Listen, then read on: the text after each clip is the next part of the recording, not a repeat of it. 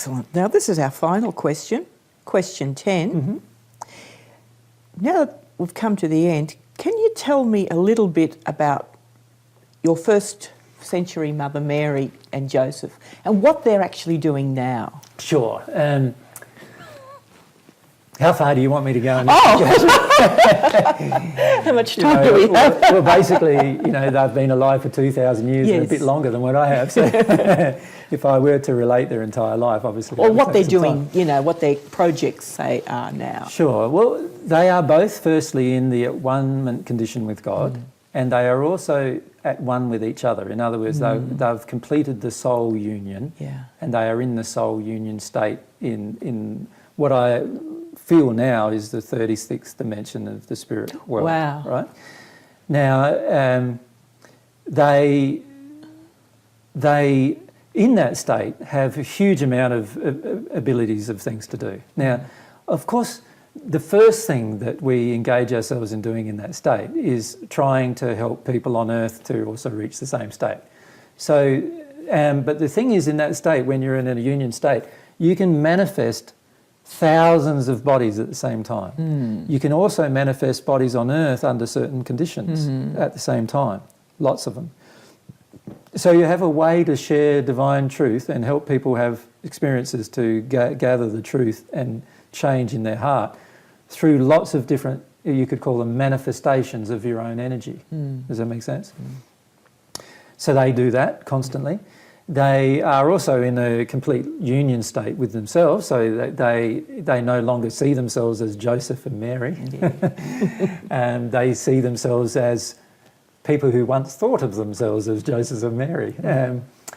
They still remember all of their experiences, of course, right through that 2,000 years or so of their existence. And they spend the majority of their time sharing divine truth with other people in the spirit world. In lower dimensions than they themselves exist. Right.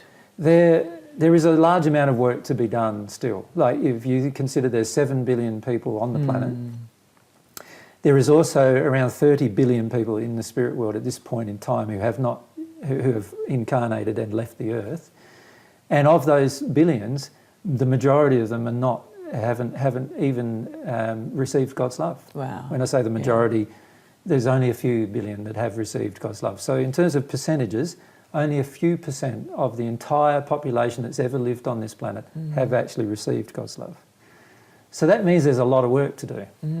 And unfortunately, a lot of the work revolves around shifting people from conditions of a lot of resistance and a lot of denial. And that requires generally a lot of effort as well. So they're spending their time educating and as they go.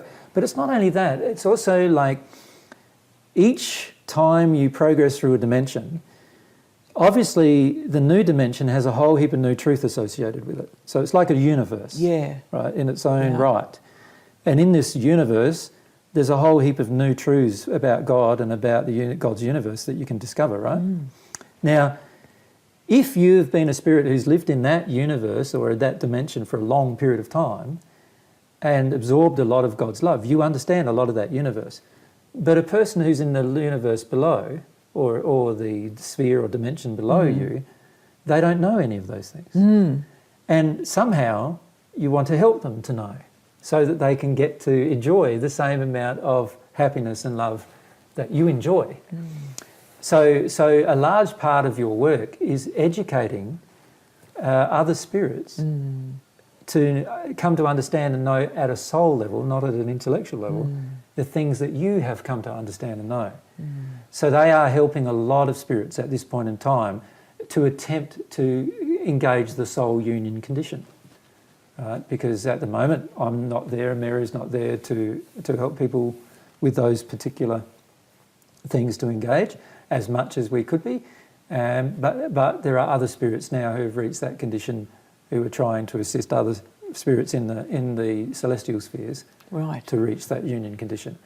And we see that as a pretty important role because without that occurring, it's like this, the more and more development we get in the spirit world, the greater the influence we can have on truth and love on the earth. Yes. And on any place in the spirit world up until the point of which we are developed. Does that make sense? So if we're in the union state, we have this beautiful ability to help every spirit, billions and billions of people, from that state down to the state of the bottom of the hells, just by our own changes in conditions of love, by our growing, by our discovering new truth. So that's also what they're employed doing as well. So they have a large degree of responsibility in that regard, as do some other spirits who have reached the same condition. They have not reached their condition because they're my mum and dad. No, they've worked on them themselves. They've had to do it for themselves. They've had to enter this relationship with God for themselves, engage the receipt of divine love for themselves, develop humility and a desire for the truth themselves. And if they hadn't have done that, they wouldn't have reached the condition they're currently in. And so reports of the apparitions, say, in Fatima in Portugal and in France in Lourdes and just more recently, they seem to be, I don't know whether this is true or not, but the crux is to get people to start praying. Yes, sometimes these apparitions are not anything to do with spirits of a divine nature. Okay. Sometimes these apparitions are church supporters who exist in the spirit world who are trying to increase the longevity of the church. Other times, though, they are spirits of a higher nature trying to inspire people to prayer and... Especially before there's some terrible war or something, there'll be a... Yes, but often they are also spirits often that are more concerned about men entering war than the higher spirits are. The higher spirits realise that war is just an effect of the condition of the human soul that is out of harmony with love. And so the higher spirits are more focused on changing the human soul into a condition of love than praying about a war. I think they were preventing. I think all about prevention and about a transformation. Yeah, the higher spirits don't want to prevent a war in the sense that they don't want to physically attempt a deed that would prevent a war. Okay. What they it's a want waste to of do, energy, more or less. It is, because the cause of war exists in the human soul, in the people who want to go to war.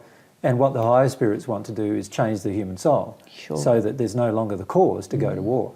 So the higher spirits focus less on physical manifestations and more on changing, on helping the human soul change. So a lot of these physical manifestations aren't actually apparitions of and some of them are a bit creepy, though. A lot of them are dark spirits. Bleeding faces and all this kind of thing. They are quite dark spirits who do these kind of things.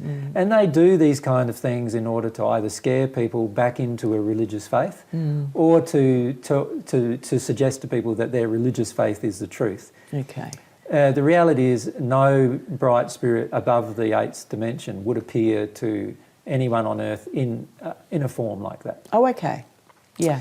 So anytime you see a form where it's, blood coming from it, or the so-called marks of the stigmata or so forth, these are all lower level spirits who are... And, scent of roses and that and all that kind of thing as well. Sometimes scents can be attributed to higher spirits, but oftentimes physical manifestations are not about higher spirits and their actual motivations, but rather they're more about what people on earth expect from a higher spirit to do. Of course. And of course, because their addictions are impure, a lower spirit comes along and does such the thing that's expected. Yeah. Oh, very good. And as you were saying, Mary and Joseph now are one anyway, so wherever one goes, the other one's there, so... Well, yes, but not in the way in which you think. Right. You see, a unified soul is capable of having multiple spirit and material bodies attached to it at the same time. So it may look like they're acting separately, but from their own perspective, they are unified in a complete whole and completely acting harmoniously. Does that make sense? But it may appear to the person who's interacting that they've talked to Mary or talked to Joseph individually, but that's not actually possible when you're in a unified soul. You're just talking to a physical, a material manifestation, if you like, of the soul's expression. And so it's an energy coming from the soul that you're actually talking to, not the soul itself. Although when you get into that kind of state, you're able to absorb thousands and hundreds of thousands, in fact, of conversations all at the same time. So you know how God can absorb billions of conversations at the same time and interact with us at as fast as we can feel or think something. Then when we become at one with our own soulmate, we have the capacity to absorb hundreds of thousands of such conversations at the same time. Wow. In other words, we have the ability to interact with hundreds of thousands of people all at the same time at the speed that the person's interacting. But for us, that's very slow. Does that make sense? And that's how my mother and father are too. They can interact with hundreds of thousands of beings all at the same time because their capacity, their soul capacity has grown so much and become more like God's that they have the ability to have all of these conversations that are real for all the people experiencing them. So they would be inspiring. Oh, certainly. That would be an actual source of inspiration for... Of course. They're not only a source of inspiration from a personal one-on-one discussion level, but they're also a source of inspiration in that they've reached the soul union condition and therefore a source of inspiration to any spirit who has yet to reach that condition. So they're a source of inspiration on many levels, not just on a physical level of sharing truth or sharing love with a person in any of the dimensions below their existence. Wow, 36 up to the 36th level, gee. Yeah, as far as I'm aware at this point, like, when I went through a stage a few months ago of just having some greater awarenesses about my spirit life, and as a result realising that there were more transitions than 22, and realising that there were actually transitions that happened at every seventh boundary that included incorporating some of God's attributes and qualities into the human soul. And you know, I remembered the process of entering the 15th dimension and receiving the ability to create. So to create living creatures, not souls, not human souls, but living creatures that had life in a spirit body and a material body, had the ability to create. Whereas I never had that ability to create that before that time. Does that make sense? So while I was alive on Earth in the first century, I did not have that ability. No. So, and then I realised that each transition that we went through, every seventh sphere transition, had the ability to, you had additional abilities that God had that you didn't have prior to that transition. And once you made that transition, the abilities changed. And it was the soul union condition, the 35th to 36th sphere transition, that myself and Mary engaged together. And that is a unique transition because it also opens you to seeing souls for the first time. In fact, up until that time, you can only see souls through your soul perception, through your ability to perceive their existence. But after that point, you physically can see them. You can see what they look like and how they grow and how divine love transforms them and so forth. So, you know, and that ability only comes through the unification of the two halves. So there's, a memory, if you like, of the different transitions and what each transition involves, which one day I'll discuss with people when they're ready for those discussions.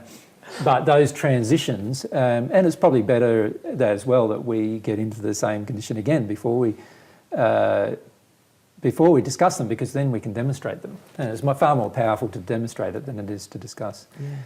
And so that's partly what these spirits are all, including my mother and father, are interested in doing as well, is making this transformation occur on Earth so that divine love is offered as a conscious offering to every individual who's ever lived, rather than at the moment it being a distorted thing that's offered. You know, there's things in the Bible and other holy books that indicate the divine love is now available, but are not clear in how to receive it and all those kind of things. So it's important that we discuss these fundamental truths first, and then we can extend to the other truths about the universe and the growth of the soul. Wonderful.